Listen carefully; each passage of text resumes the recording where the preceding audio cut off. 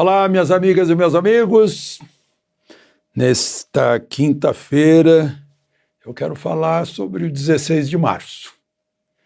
16 de março de 1957 foi quando foi aprovado o projeto urbano de Brasília, de Lúcio Costa. Foi um marco. E no 16 de março de 1976, uma terça-feira, foi quando eu cheguei a Brasília. 47 anos hoje. Eu comemoro, porque tenho certeza de que eu posso comemorar. Eu desembarquei em Brasília pelas 2h30 da tarde de um avião da Varig que me trazia de Porto Alegre.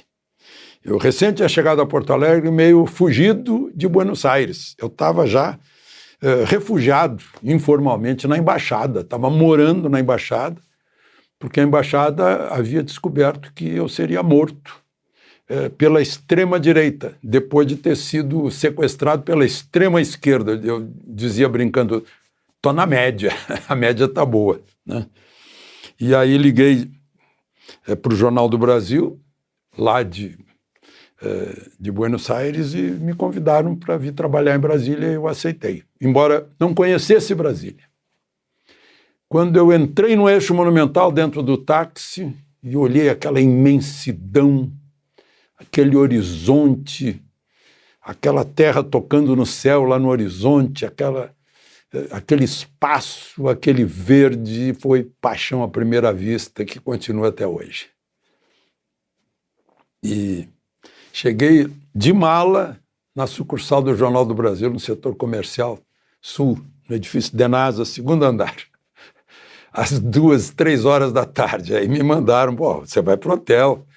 Aí fiquei num hotelzinho ali, fui a pé para o hotel carregando a mala, Hotel Planalto. Aqueles hotéis baixinhos do setor hoteleiro sul.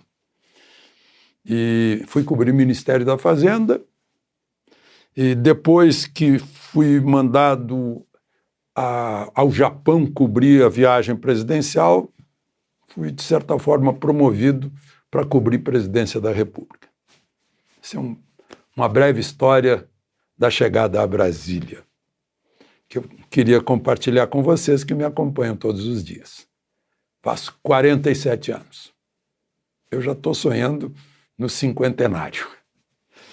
Bom, vamos aos assuntos de hoje. Não esqueça de se inscrever se ainda não fez isso e, ao final, de deixar o seu gostei ou não gostei.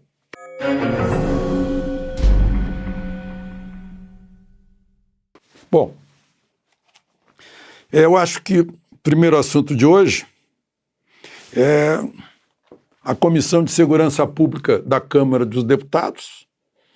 Está querendo ouvir, já estava lá com requerimento para ouvir o ministro da Justiça e Segurança Pública, Flávio Dino, sobre os acontecimentos de 8 de janeiro, mas agora recrudesceu o pedido, porque na segunda-feira ele foi à Maré, e foi lá numa ONG da Maré que estava lançando um tema sobre segurança pública na Maré, e nas redes sociais houve um estranhamento. Chegou lá com 2 carros, sem precisar de segurança. Foi uma coisa assim muito... parecia que estava tudo dominado, né? Então querem saber também o que foi que houve, por que o ministro da Justiça entra tão fácil assim e as autoridades do governo estadual não conseguem, né? Bom, a propósito, a Procuradoria-Geral da República denunciou um total de 1.037 pessoas. E eu vejo aqui que permanecem presas 294 pessoas, 86 mulheres, 208 homens. Interessante que depois de chamarem essa gente de terroristas, agora não estão chamando mais, devem estar com medo de ação por danos morais, né, de calúnia. Porque atribuir crime de terrorismo a alguém que não está sendo acusado de terrorismo é uma calúnia, né? Devem estar com medo disso, já recolheram os flaps, né? Agora é Os mais graves é dano qualificado. Ontem eu conversei com 2 policiais federais e eles me disseram, é claro, o crime é dano qualificado para aqueles que entraram e fizeram estragos. Não tem nada de terrorismo. Não? Abolição do Estado de Direito, o que é uma ironia. Aí vocês imaginam por quê, né? E golpe de Estado, golpe que não houve, é mais ou menos como a compra daquela vacina indiana. Propina pela compra da vacina indiana que não houve. Mas a maioria é incitação ao crime e a consequente associação criminosa. Incitação ao crime é incitar as Forças Armadas a dar golpe, só que elas não deram. A gente fala em terrorismo, né? Eu cobri terrorismo, eu fui vítima de terrorismo, né? Na Argentina, cobri terrorismo, havia terrorismo. Para intimidar as pessoas na rua, chegava ao ponto que o sujeito entrava numa rua de Buenos Aires com a abraçadeira do ERP, Exército Revolucionário do Povo, e comandava o trânsito, porque as pessoas estavam apavoradas, porque eles passavam metralhando parada de ônibus, né? No meu escritório do Jornal do Brasil, na Florida, numa lanchonete embaixo, o sujeito entrou, botou uma bomba de gelatina embaixo de uma mesa do bar, pôs um lápis não é espoleta o nome, um detonador temporário, e foi embora e explodiu. Os bombeiros foram chamados para lavar o sangue na rua. E aí o povo tinha medo. É isso que estão fazendo no Rio Grande do Norte. E isso é terrorismo. Só para as pessoas que não sabem o que é terrorismo, que ficam noticiando, chamando os outros de terroristas, porque não sabem, né? Suponho, na melhor hipótese. Eu vi terrorismo também, cobri terrorismo, visitei as cavernas onde terroristas da Europa eram ensinados.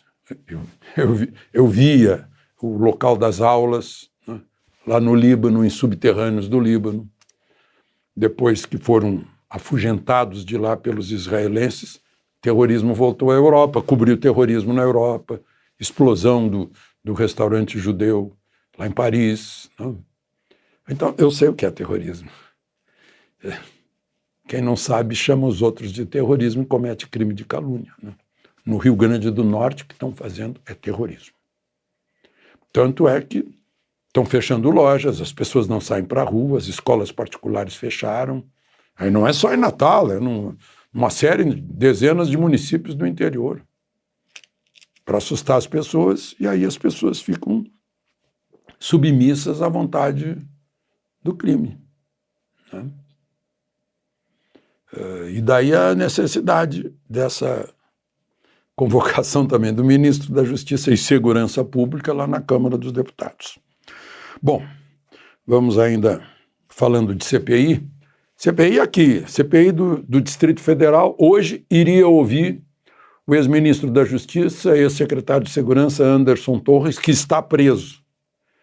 Mas ele enviou o depoimento dele, que já tinha sido feito à Polícia Federal, e ele depôs no Tribunal Superior Eleitoral, num processo que trata de crime eleitoral, para saber se é crime eleitoral, já que Bolsonaro foi denunciado por isso, aquela reunião com os embaixadores estrangeiros em que ele se queixou do processo eleitoral brasileiro.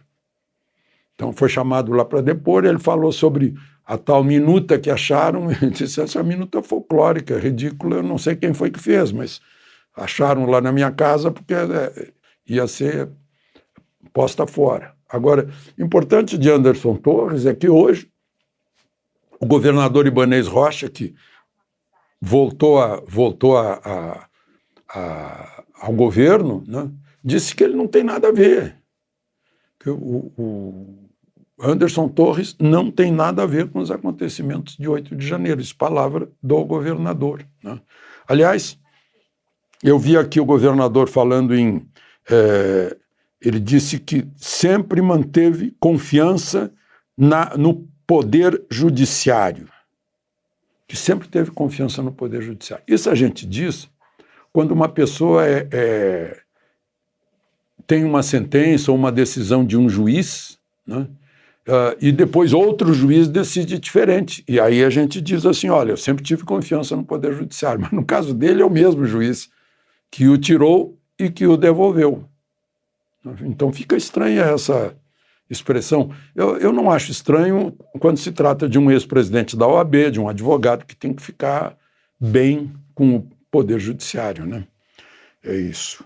Bom, mas eu queria registrar aqui que a vice-governadora Celina Leão fez um papel maravilhoso, isento, né? Não se aproveitou do cargo para tirar vantagens políticas, não aceitou a tentativa de jogá-la contra o governador, teve atitudes absolutamente corretas. Coisa rara de se ver isso, desculpem os políticos, mas a gente vê muita traição, muita hipocrisia, não foi o caso dela. Eu estou achando até que ela está, com isso, ela se credencia para um futuro. Né? Tanta coisa que eu já vi nesses 47 anos de Brasília, e é de elogiar a atitude dessa Celina Leão, que eu nunca tive nenhum contato com ela, nenhuma relação pessoal. Estou dizendo isso como observador à distância. Ela também elogiou a justiça, provavelmente por cortesia, né, e não por lógica. Né? Inclusive porque todo mundo sabe que quem mexe com o governador na justiça é o Tribunal Superior de Justiça. Né? Bom, gente, eu queria falar sobre uma mulher surfista que eu vi chamarem-na de legendária. Mas ela é legendária mesmo. Eu não a conhecia. A Bethany Hamilton, 33 anos, nasceu numa ilha do arquipélago do Havaí. Campeã várias vezes em surf. 33 anos. Vai ter o 4º filho agora. Não tem um braço. Tubarão comeu o braço dela. E depois que perdeu o braço, ela voltou como profissional do surf. E quiseram dar um handicap para ela de 5 minutos na hora da remada para pegar a onda. Ela não aceitou e continuou subindo o pódio. É uma mulher extraordinária. É um modelo de mulher. É a Mulher Maravilha. Por que eu estou falando isso? Porque essa Mulher Maravilha, eu só soube agora por causa do Nicolas, depois que o Nicolas fez aquele truque publicitário, né? Aliás, genial, de botar a peruca e chamou a atenção de todo mundo, e ele deu o recado. Né? Como é que um homem pode disputar um esporte fingindo que é mulher? Né? E ela agora disse, eu não disputo competição onde houver homem. É uma palavra de uma Mulher Maravilha, uma mulher exemplar. É aquela charge sensacional, que eu acho muito válida. A largada para uma prova de bicicletas e tem uma moto no meio. E a moto diz, é que eu me sinto bicicleta. De Brasília, Alexandre Garcia.